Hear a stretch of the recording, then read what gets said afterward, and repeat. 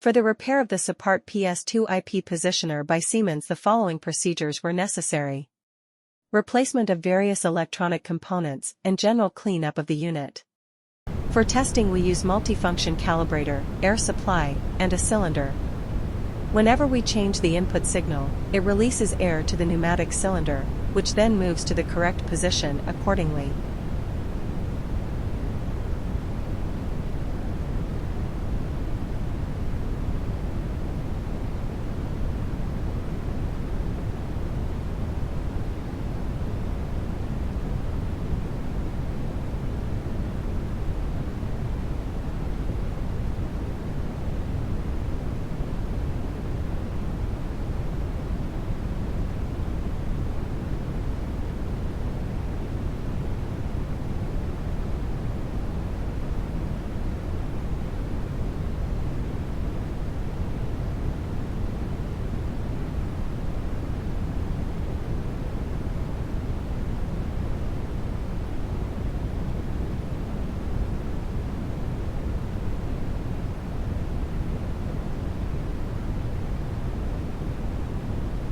No further testing is possible due to the absence of additional units.